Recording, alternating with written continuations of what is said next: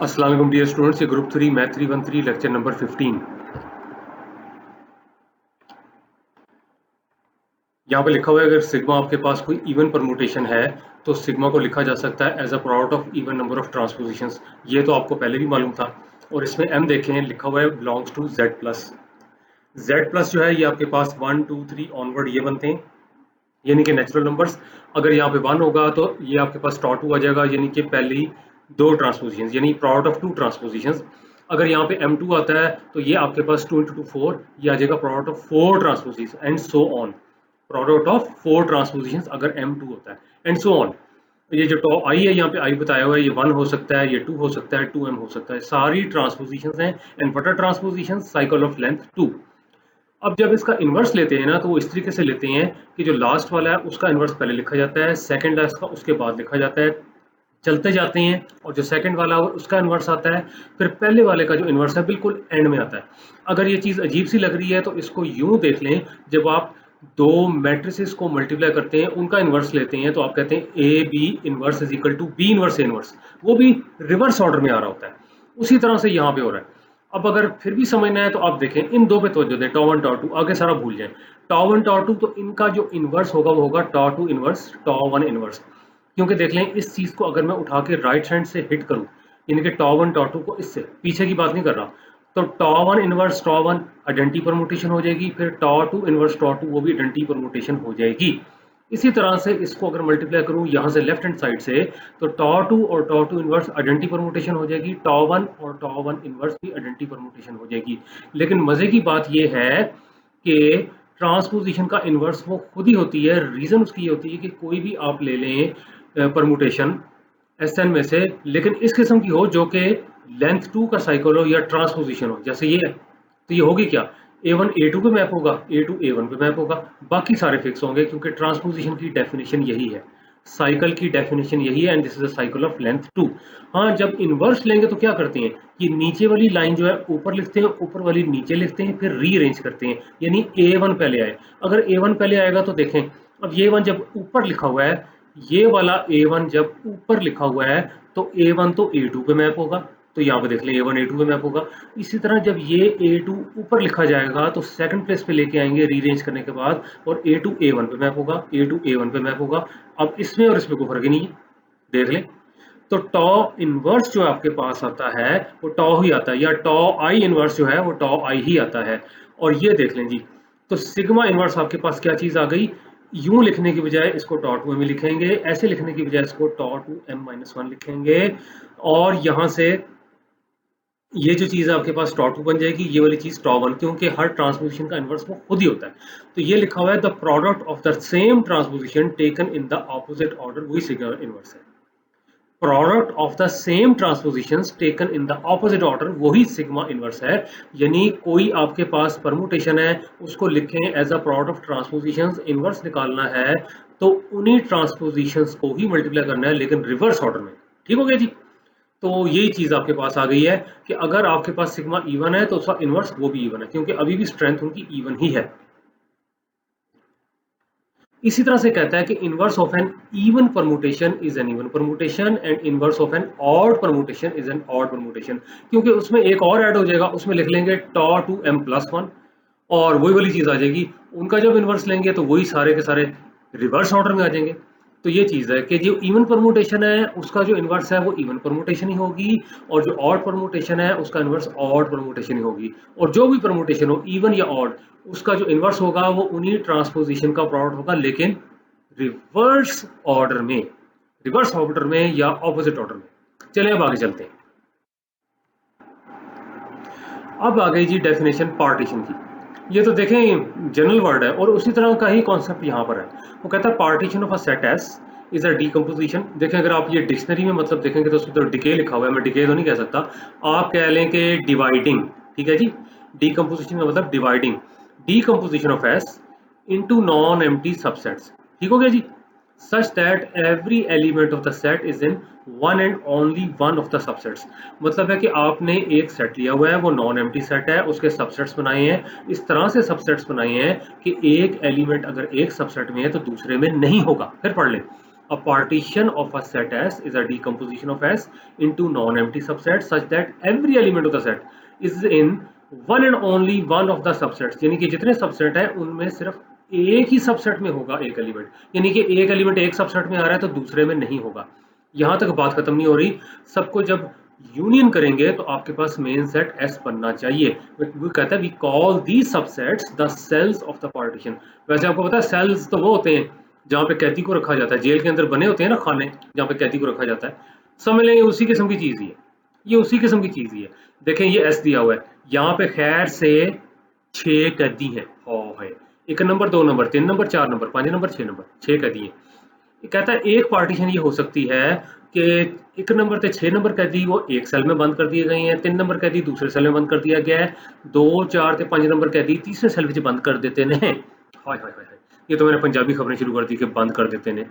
बहरहाल यहाँ पे देख लें, ये देखें सेल्स हैं, पहली चीज देख लें 1 6 यहाँ पर आ रहा है तो यहाँ पे नहीं आ रहा, 3 यहाँ पर आ रहा है तो यहाँ पे नहीं आ रहा, 2 4 5 यहाँ पर आ रहा है तो इन दोनों में नहीं आ रहा, 3 यहाँ पे आ रहा है तो इन दोनों में नहीं आ रहा, 1 6 जो है अगर इधर आ रहा है तो इन दोनों में नहीं आ रहे 1 और 6। ठीक हो गया जी, यही काफी नहीं, मैंने कहा था इनकी यूनियन करें तो मेन सेट बनना चाहिए 1 2 3 4 5 6, और ये छक्का नाजरीन, और छक्के के साथ ही सेट एस आपका कंप्लीट हुआ। अच्छा जी ये हो गया, लेकिन अब इनको देखें जरा, सबसेट्स तो ये भी है 1 2 3 4 और 4 5 6, इनकी यूनियन करने से भी ये बन जाता है, लेकिन ये पार्टीशन नहीं है क्योंकि 4 साहब दोनों में आ गए हैं, 4 साहब दोनों में आ गए, और वैसे ही सेंस नहीं बनती कि एक कहती है तो उसको दो जगह लॉक किया जाए, कैसे कर सकते हैं। ये लिखा है do not give a partition of S since 4 is in both subsets. ठीक हो गया जी, 4 इज इन बोथ सबसेट्स, ये पार्टीशन नहीं बनी। अब जरा इसको देख लें, वो कहता है ये वाले सबसेट 1 2 3 और 5 6 ये भी पार्टीशन नहीं बना रहे, हालांकि ये डिसजॉइंट है, कॉमन कुछ नहीं है, लेकिन यहाँ 4 भाग गया है। 4 बहुत शरारती है भाई, यहाँ दोनों में घुस गया था और यहाँ से तो भाग गया जी, सीटियां बच गई, फटो फटो फटो 4 नस गया। बहरहाल मसला ये है कि ये वाले जो सबसेट्स बनते हैं ना, सबसेट्स तो हैं लेकिन पार्टीशन नहीं बनती क्योंकि 4 जो है दोनों में नहीं है और इनकी यूनियन करने से वो बनता भी नहीं है। कौन? एस। चलें जी, ये चीज हो गई, ये हो गई जी पार्टीशन। अब आगे चलते हैं, आगे आ गया जी वर्ड रिलेशन। ये भी उसी किस्म की चीज है जो रिलेशन का हम मतलब लेते हैं आम लाइफ में। ठीक है जी, ताल्लुक। Let S be a non empty set, और ये दो एलिमेंट पकड़ लिया आपने एस में से। A relation R between the elements A and B of S is denoted by ARB. ARB का मतलब है A relation B, ऐसे पढ़ना ऐसे पढ़ लें, या A is in relationship with B, लंबा चौड़ा बोल दिया मैंने। It means that A is in the same cell as B. ये असल चीज निकली है कि A साहब उसी सेल में है जिसमें कि B है। ठीक है जी, रिलेशन हुई ना, इकट्ठे रह रहे हैं ना, तभी रिलेशन हुई, तो उसी सेल में ही है, दोनों कैदी इकट्ठे ही बंद। ठीक है जी, it means that A is in the same cell as B. खैर मैं कैदी कैदी कह रहा हूँ, ये दो दोस्त भी हो सकते हैं जो इकट्ठे रह रहे हो। ठीक हो गया जी, तो यहाँ पे लिखा है कि A R B and it means that A is in the same cell as B, यानी जब आप कहेंगे कि ए आर बी या A is in relationship with B या ए रिलेशन बी, इसका मतलब है ए उसी सेल में जिसमें बी है। ठीक है जी, ए उसी सेल में जिसमें बी है, ये पक्का दिमाग में बिठा लें, आगे चलना ईजी हो जाएगा। For a given partition of a set S. ठीक हो गया जी, for a given partition of a set S, A R B का मतलब है कि ए उसी सेल में जिसमें कि बी है।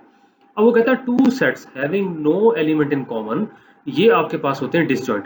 दो ऐसे सेट जिनमें कि कोई एलिमेंट कॉमन नहीं है, नो एलिमेंट इन कॉमन, उनको डिसजॉइंट कहते हैं। ये तो वर्ड हमने पहले भी देखा था। तो सेल्स जितने भी होते हैं ना पार्टीशन में, वो सारे के सारे डिसजॉइंट होते हैं, उनमें कोई कॉमन एलिमेंट नहीं होता। ठीक हो गया जी, मसला हुआ, दोबारा सुन लीजिएगा। अब आगे चलते हैं, लें जी एक थ्योरम आ रहा है। अच्छा, इस लेक्चर के भी मैं दो पार्ट बनाऊंगा, इस लेक्चर के भी दो ही पार्ट हैं क्योंकि एब्स्ट्रैक्ट होते जा रहे हैं टॉपिक्स। ये जो थ्योरम है ना, इसका प्रूफ तो इसी पार्ट में हो जाएगा, लेकिन इसका कन्वर्स अगले पार्ट में होगा वो लेक्चर 15 ही, कोई नया लेक्चर नहीं होगा।